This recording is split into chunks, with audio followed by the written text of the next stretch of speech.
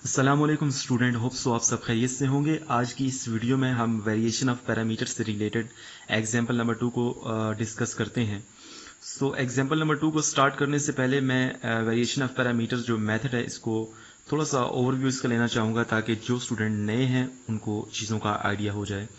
So this method is use to solve nth order non homogeneous differential equation with variable coefficient. आपके पास non homogeneous differential equation जिसमें variable coefficient होते हैं उनको solve करने के लिए वेरिएशन ऑफ पैरामीटर यूज होते हैं। सो आपके पास nth order non homogeneous differential equation किस फॉर्म में होती है? In this form an(x) yn plus an-1x yn-1 plus up to so on a2 y double prime plus a1 y prime plus a0 y is equal to g of x।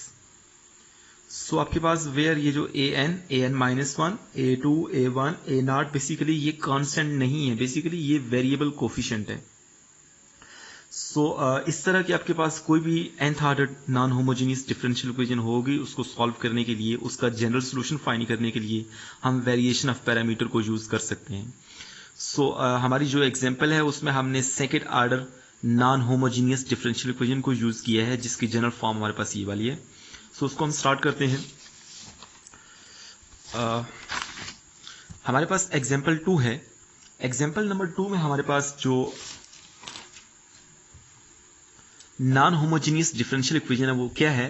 4y double prime plus 36y is equal to cosecant 3x।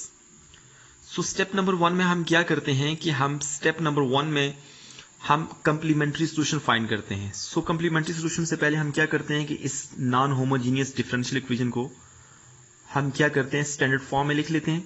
Standard form में लिखने के लिए हमें y double prime का coefficient 1 चाहिए, तो 4 से divide करेंगे तो हमारे पास ये स्टैंडर्ड फॉर्म आ जाएगी, y double prime plus 9y is equal to 1/4 cosecant 3x।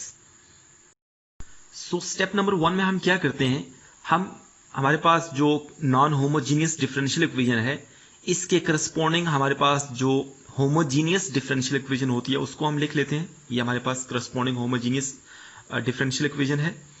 अब इस करस्पॉन्डिंग होमोजीनियस डिफरेंशियल इक्वेशन का हमने कंप्लीमेंट्री सॉल्यूशन फाइंड करना है। सो कंप्लीमेंट्री सॉल्यूशन हम कैसे फाइंड करेंगे? By using auxiliary equation. So इसके करस्पॉन्डिंग जो एक्सिलरी इक्वेशन होगी वो हमारे पास m² plus 9 is equal to 0 होगी। यहां से हम m की वैल्यूज फाइंड करेंगे।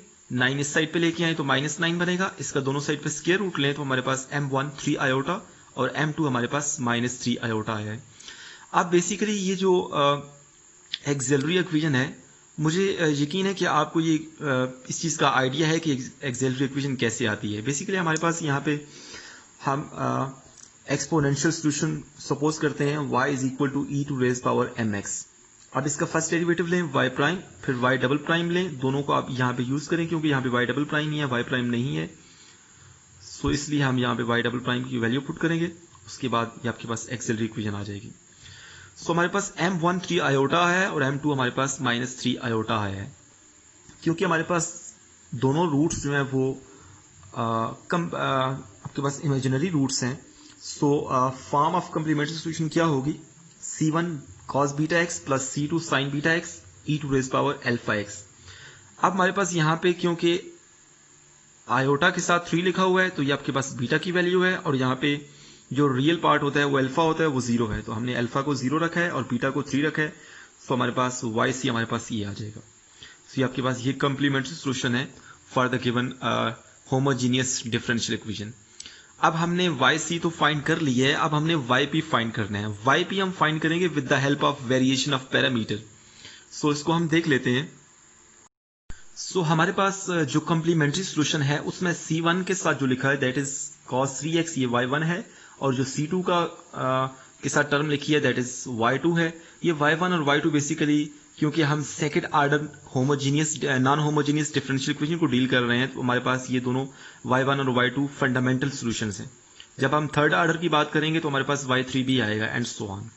सो स्टेप नंबर 2 में हम क्या करेंगे? Let's find Wronskian. Wronskian basically एक ऐसा पैरामीटर है जिसके जरिए हम सॉल्यूशन की इंडिपेंडेंसी चेक करते हैं कि आया वो एक दूसरे के ऊपर डिपेंड कर रहे हैं या डिपेंड नहीं कर रहे, लीनियरली इंडिपेंडेंट है। सो रॉन्स्कियन का फार्मूला क्या है for y1 and y2? y1 और y1 prime, y1 prime, y2 prime इसका डिटर्मिनेंट। सो हमारे पास हमने इस y1 और y2 का रॉन्सकियन फाइंड किया, यहाँ पे y1 की वैल्यू पुट की, y1 प्राइम, y2 प्राइम। सो इसका आप डिटर्मिनेंट लें तो हमारे पास डिटर्मिनेंट लेने के बाद आपके पास ये वाली टर्म आ जाएगी, दोनों में 3 कॉमन लें। ये sine square theta plus cos square theta वाला फार्मूला ही है, ये 1 के बराबर होता है, तो हमारे पास रॉन्सकियन जो कि w है वो 3 आ जाएगा। सो अब हमने क्या करना है कि हमारे पास जो स्टैंडर्ड फॉर्म हमने लिखी थी नॉन होमोजीनियस डिफरेंशियल इक्वेशन की, जो स्टैंडर्ड फॉर्म लिखी थी, उसमें जो राइट हैंड साइड होती है वो एफ ऑफ एक्स को शो करती है। एफ ऑफ एक्स हमारे पास 1/4 है, 1/4 cosecant 3x। So let's find W1 and W2। अब W1 और W2 हम क्यों फाइंड करते हैं, क्योंकि हमारे पास जो वेरिएशन ऑफ पैरामीटर के फार्मूलाज हैं उसमें हमें ये W1 और W2 चाहिए होते हैं। बेसिकली हमारे पास U1 prime this is equal to W1 over W। Similarly हमारे पास जो U2 प्राइम होता है this is equal to W2 over W। So अब हमने यहाँ पे W1 और W2 हमें चाहिए, तो हमने वो भी फाइंड करने हैं। सो हम देख लेते हैं।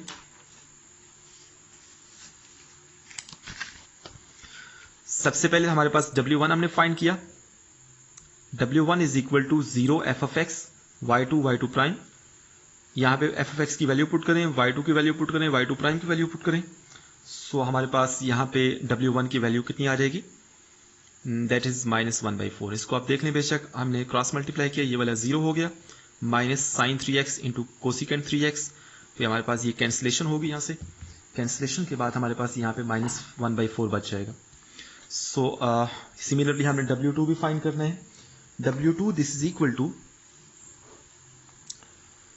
y1 prime 0 F of x.